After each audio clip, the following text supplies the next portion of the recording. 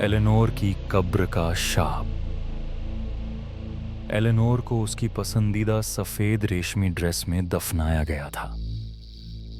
Dress बहुत खूबसूरत थी, लेकिन जिस चीज ने लोगों का ध्यान खींचा वह थी उसकी डायमंड छोकर। एक चमकदार बर्फ जैसी छोकर जिसमें 12 कैरेट के हीरे जड़े थे। लोग इसे लेकर बुरी बातें करने लगे। कैसे एक महिला को इतनी मोहक चीज के साथ दफन कर दिया गया था। वो हमेशा कहती थी कि हीरे ही उसके सबसे अच्छे दोस्त हैं। थॉमस ने कहा, बिना कोई आंसू बहाए, जब ताबूत को नीचे दफनाया जा रहा था। मैं उसे उसके दोस्तों से अलग कैसे कर सकता हूं? लेकिन कुछ ही दिन बाद एक रात सब कुछ बदल गया। कब्रिस्तान में सन्नाटा था। बस एक फावड़े की आवाज गूंज रही थी।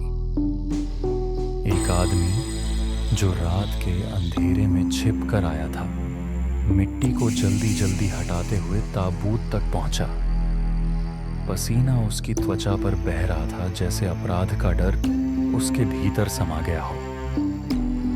जब उसने ताबूत खोला तो एलेनोर का चेहरा पीला पड़ चुका था, लेकिन वह डायमंड छोकर जैसे चांद की रोशनी में और भी ज्यादा चमक रहा था। माफ करना एलेनोर, उसने बुदबुदाया और हार को पकड़ने के लिए अपना हाथ बढ़ाया।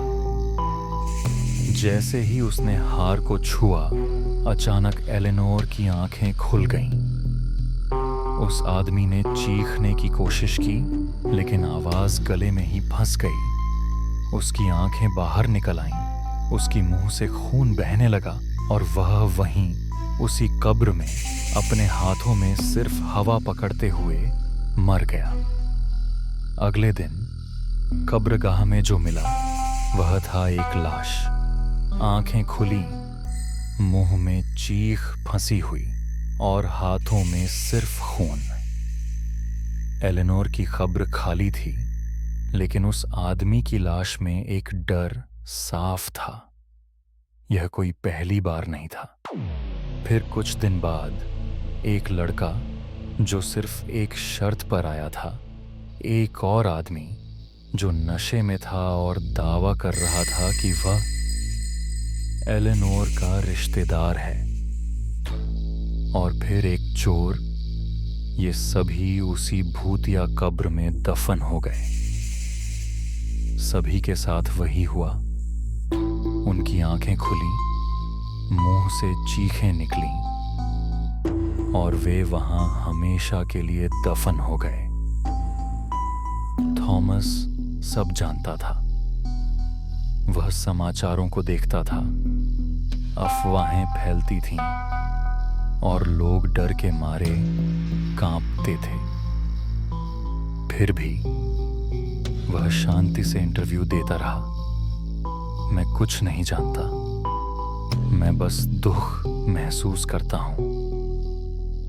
लेकिन अंदर वह जानता था कि सब कुछ हो रहा है, क्योंकि वह याद करता था जब एलेनोर ने कहा था, ये सिर्फ पत्थर नहीं है, ये हीरे सब कुछ याद रखते हैं, ये सुरक्षा करते हैं। उसने तब हंसी उड़ाई थी। अब हंसी उसे कहीं नहीं दिखाई दे रही थी, क्योंकि एक रात जैसे ही चांद की रोशनी ने उसकी खिड़की से छनकर आना शुरू किया, थॉमस को अचानक कुछ खरोंचने की आवाज सुनाई दी। वह घबराकर उठा और देखा, अलमारी का दरवाजा थोड़ा सा खुला था और भीतर एक चमकती हुई चीज उब रही थी। हीरे, अंधेरे में, हवा में तैरते हुए। तुमने मुझे अपने दोषों के साथ दफन किया प्यारे। एक मीठी लेकिन खौफनाक आवाज गूंजी, लेकिन मैं सब कुछ याद रखती हूं।